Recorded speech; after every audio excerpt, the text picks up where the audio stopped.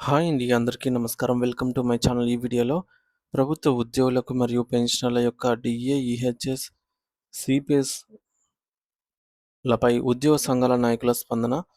పూర్తి వివరాలు ఏంటో వీడియోలో తెలుసుకుందాం. వీడియో ఎక్కడే కానీ స్కిప్ చేయకుండా ఎండ్ వరకు చూసేయండి. అప్పుడు ఇన్ఫర్మేషన్ పూర్తిగా అర్థమవుతుంది. అలాగే వీడియో చూస్తున్న ప్రతి ఒక్కరు లైక్ చేయండి ఫ్రెండ్స్. ఈ వీడియోని తోటి ఉద్యోగ, పెన్షనర్ మిత్రులతో అయితే షేర్ చేయండి. కొత్తగా మన ఛానల్ చూస్తున్న వారు ఇంకా ఎవరైనా సబ్స్క్రైబ్ చేసుకోకపోతే వెంటనే మన ఛానల్‌ని అయితే సబ్స్క్రైబ్ చేసుకోండి. సబ్స్క్రైబ్ చేసుకోవడం వల్ల నేను చేసే ప్రతి ఒక్క వీడియో మీ వరకు రీచ్ అవుతుంది. ఇక ఆలస్యం చేయకుండా వివరాల్లోకైతే వెళ్ళిపోదాము. ఫ్రెండ్స్, ఇక విషయానికొచ్చినట్టయితే ప్రస్తుత పరిస్థితుల్లో ప్రభుత్వంతో జరిపే చర్చలు కేవలం మాటలకే పరిమితం అవుతూ ఉన్నాయి.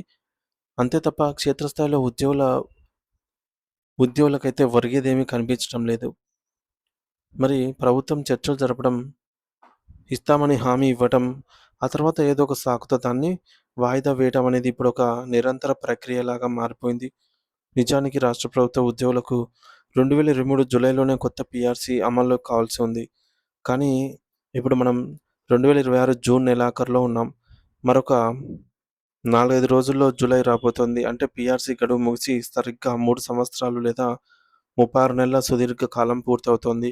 ఇంతకాలం గడిచినా సరే కనీసం పీఆర్సీ రిపోర్టు కూడా బయటికి రాకపోవడం వల్ల అనేది ఉద్యోగుల పట్ల ప్రభుత్వానికి ఉన్న నిర్లక్ష్యాన్ని స్పష్టం చేస్తోంది.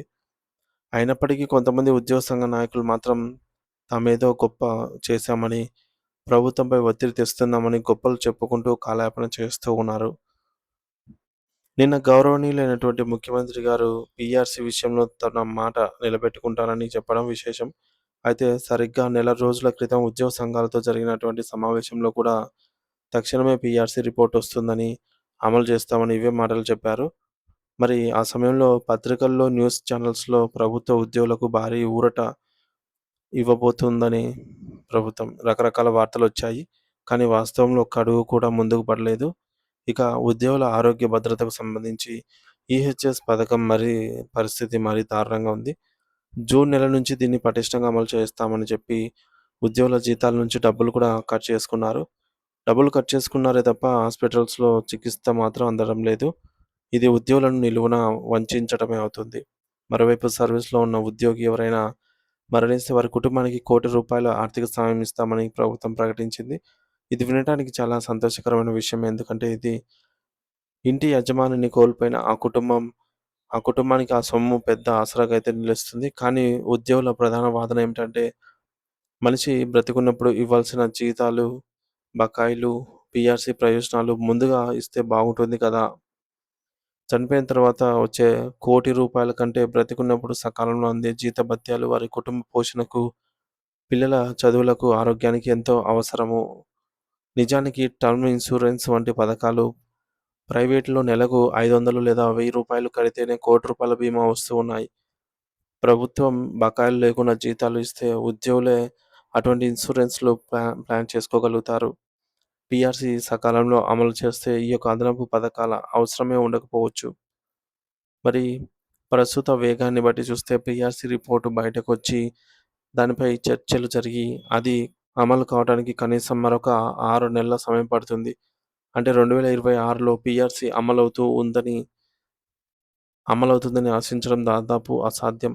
ఇది ఖచ్చితంగా 2027వ సంవత్సరానికి వెళ్ళేలాగా కనిపిస్తోంది. మరి ప్రస్తుతం ఉద్యోగుల పరిస్థితి ఎలా ఉంది అనంటే, కుడితో పడ్డ ఎలకలాగా తయారైంది. అటు ప్రభుత్వంపై పోరాడలేక, ఇటు తమ సమస్యలు ఎవరికి చెప్పుకోవాలో తెలియక నిస్సహాయ స్థితిలో ఉన్నారు. అయితే ఉద్యోగ సంఘం నాయకులు మాత్రం అయిపోతుందిలెండి, వస్తుందిలెండి అంటూ కాలయాపన వెల్లదీస్తూ ఉన్నారు. కాబట్టి ప్రభుత్వ ఉద్యోగులు, ఉపాధ్యాయులు మరియు పెన్షనర్లందరూ కూడా ఒకసారి ఆలోచించాలి. అడగనిదే అమ్మైనా కూడా అన్నం పెట్టదు కదా! అనే సామెతను గుర్తు చేసుకొని, మీ హక్కుల కోసం మీరు నాయకులను మరియు ప్రభుత్వాన్నయితే ఎప్పటికప్పుడు గట్టిగా నిలదీయాల్సిన సమయం అయితే వచ్చింది. సో, అప్పుడే పీఆర్సీ లేదా ఈ మేరకు పెండింగ్ బకాయిలు వంటివి సాధించుకోవడం సాధ్యం అవుతుంది.